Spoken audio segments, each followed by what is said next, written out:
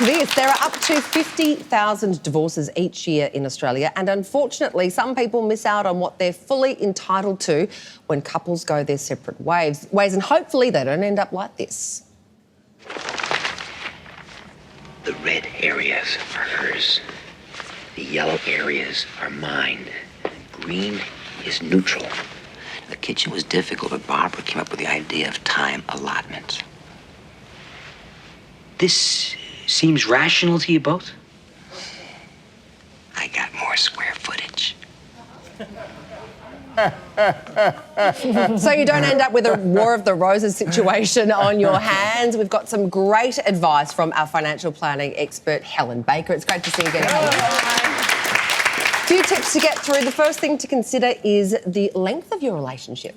Yeah, so that's one of the key factors that plays in how it will turn out. But if you think of somebody who's been in a short relationship versus somebody who's been in a short relationship with children, then it's probably going to turn out quite differently. So there are lots of other factors that come into play as to whether you get 50-50 or it's different.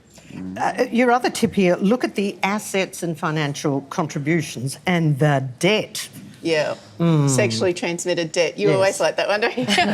So we talk about that with all the different assets, so all the things that you own, all the things that you owe, and that includes whoever's name it's in. So that's often where people get caught, where they think, oh, that's in that person's name or that's in a company or a trust. Those things all come together.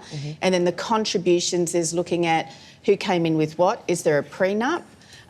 What happened along the journey. So that's where you need the family lawyer to give you specific guidance. What about hidden things like credit card debt that sometimes you can't access? Right. So they have a responsibility to declare where their position is. So if they're doing something that's considered fraudulent and it's found out later, then, you know, there's issues around that. How do you factor in one partner caring for children or looking after the house? So that's another one where people say, well, I'm doing the job and you're staying at home, and as if it doesn't have a value. So generally the court doesn't really see it that way because it's a bit of a team effort. So, and you look at the cost of childcare now, and with people's, gender pay gap, some people sacrifice their career for the benefit of someone else.